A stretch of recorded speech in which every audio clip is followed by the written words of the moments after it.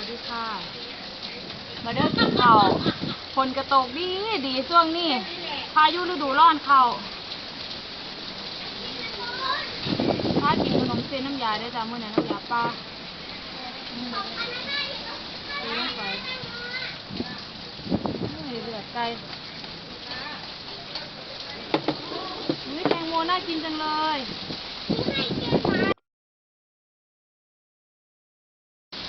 นี่พากันจองมะล่ำซอยสาระแน่อันนี้ปักมะลายกด้วยจ้ะมะละยกป้าบ้านคอยฝนตกแห้งอีตูฝนตกแห้งวันนี้ฟ้ากับห้องจักหน่อยเด้อใส่มือด้วยจ้ะอย่าอะไรประเด็น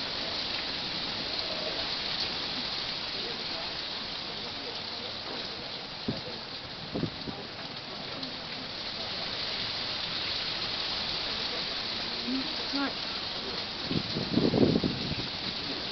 ไปแล้วแน่แบบไร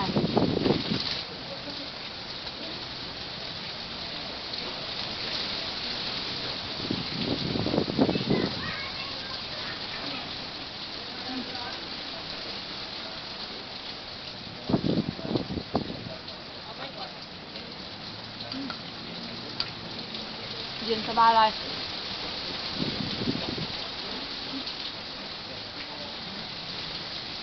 แอมเนี่ยฝนก็มาตกแค่มองเดียวเปียกหมดแล้วหลังผู้ค่ะฝนเช้าตกแล้วจ้ะกลับมาสู้บรรยากาศห่อนๆคือเก่าโอ้ยเนาะตกเสาเร็วเนาะฝนตกพอหอด3 นาทีขี้ดินเพราะท่านได้เปียกยอดฝนตกเพราะทั่วฟ้า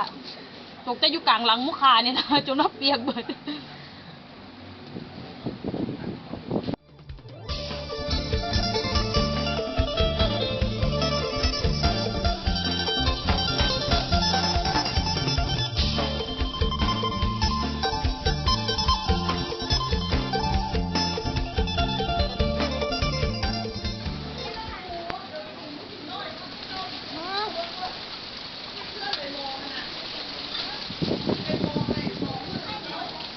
อายุเขาอีกแล้วจ้า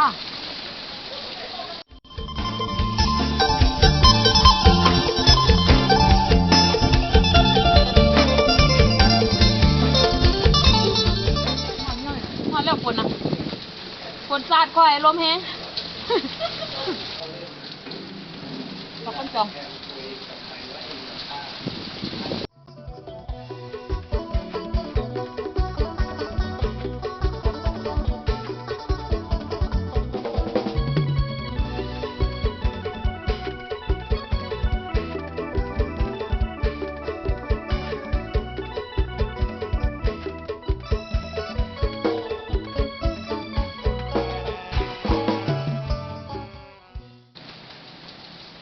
ฝนสาดลมแห้งเลยนะ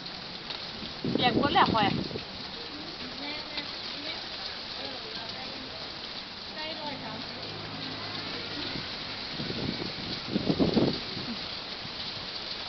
้วแน่ลงไปยาเย็น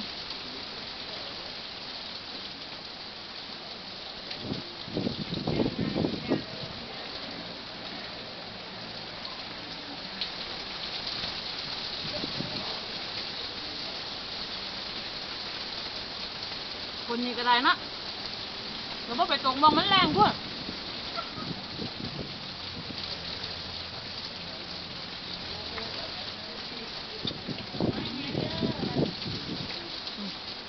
บกแห้งๆให้มันไหลลงนาเพื่อน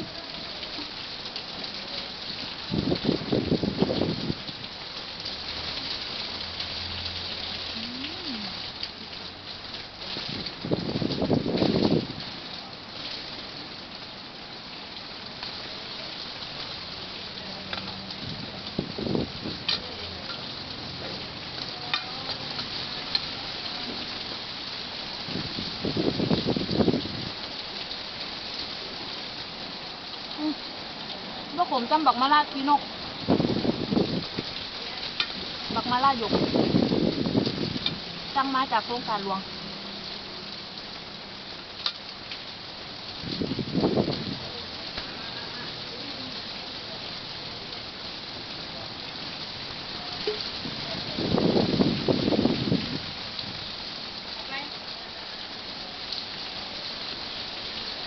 โอ้ยเช้าตกกับฝนเอ้ยคอยหนาวคอยเปียกหมดแล้วตกแห้งกับแห้งตะมองเดียวฝนสายน้ำ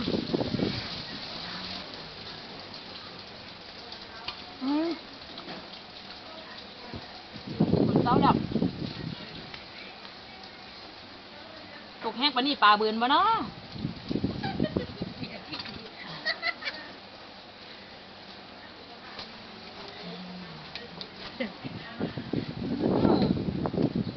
ชอบเหรอนะบ่ใช่กันหมดเลย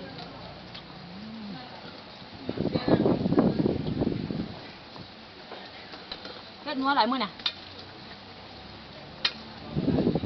ไม่อังคนงามเฮ็ดไว้ท่า กินอิ่มแล้วไปจับอึ้งกับกบ เบิ่งดูน่ะมีปลาเบือนบ่ มีอึ้งกับกบหลังบ้าน อึ้งหยังอึ้งอย่างเกียร์ข้างๆอึ้งหรือกี้ข้าง โอ้ยเย็นนี่ดีตัว ๆโอ้ย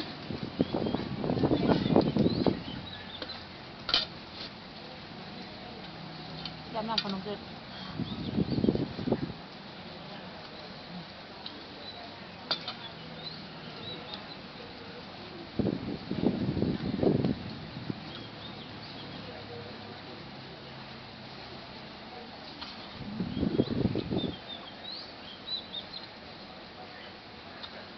เฮ็ดหน่อยกับบ่อิ่มเฮ็ดหลายกับบ่เหลือเดะล่มเกลือล่ม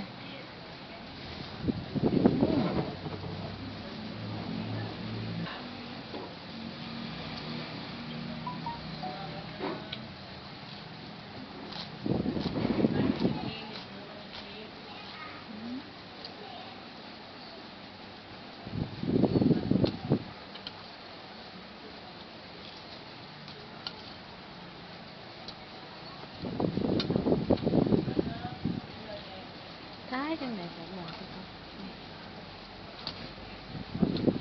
ขนาดกินเจกับบักทุเรียนมาแล้วเด้อน่ะกินได้หลายปานนี้ ก็ไปอยากเลยคนไหนมันกินอะไร อืม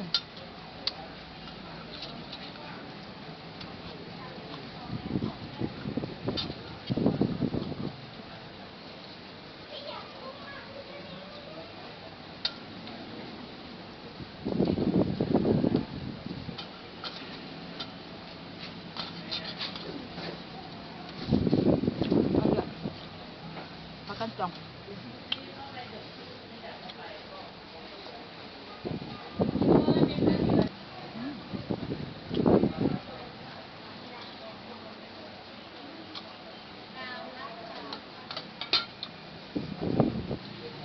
นับ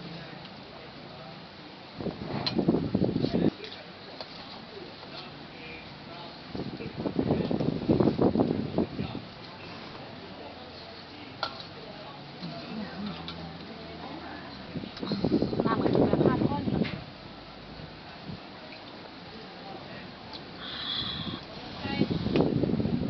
แบบ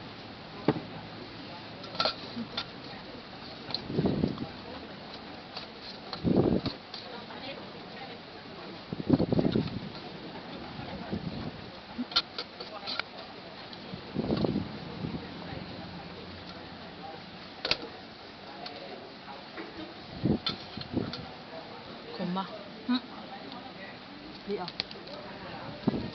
ตัวยาน ถ้ากูกินได้มึงต้องกินแบบ มันบอละจำบักแค่ป้ามันก็ว่าขมอ่ะ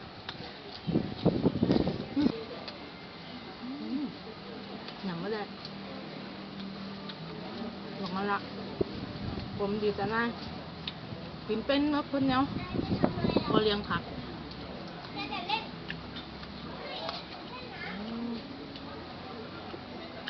กันจองลวก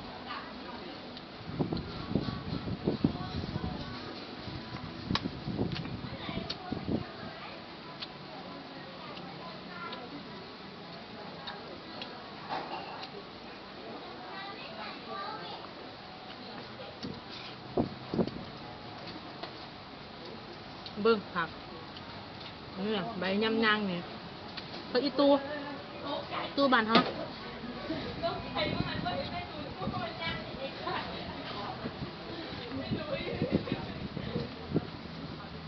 อืม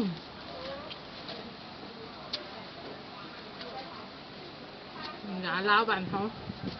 แซ่บหลายโควิดนี่เฮ็ดตั้งแต่กับบ่จ้อยพี่น้องนั่งไปตลาดแต่ว่ามีเงินซื้อกินของนี่เต็มตลาดแล้วล่ะหมอเจ้านี่ไปซื้อข้าวกันจองผักบุ้งผักขาลืมเอาผักขาออกมา Oh no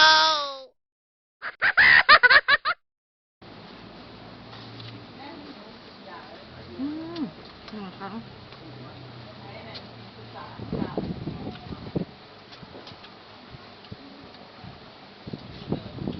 เลยใช้คำยังไง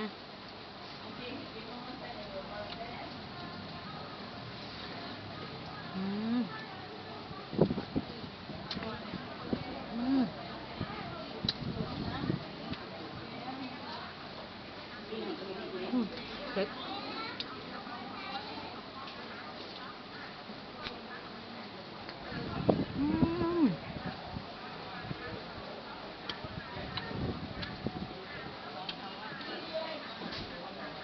ใกล้มาแล้ว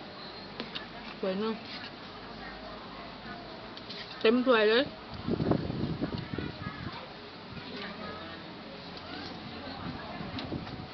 ส่งหาแซวกินให้เป็น หมักมัน ทำเมียง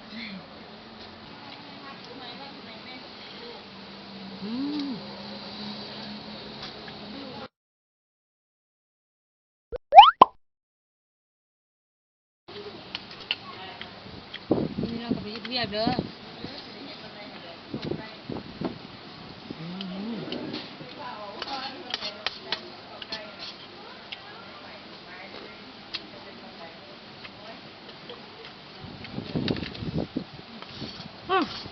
หมดที่เหลือ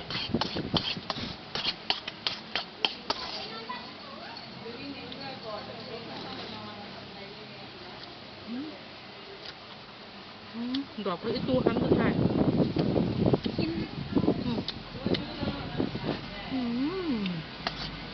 อีกส่วนนึงก็ยังกินได้เลยนะ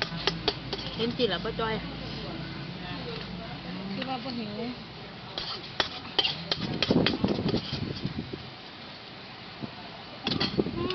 หมดแล้วไปกันเด้อจ้าบัดเนี่ยไปเฮ็ดเวียกต่อบ๊ายบาย ไปคนของน้ำบนตรงนี้ รับกันเด้อพี่น้องฝากกดไลค์กดแชร์กดติดตามให้กำลังใจน้องนะจ้าคลิปหน้าพอกันไหมกันเด้อจ้าบ๊ายบาย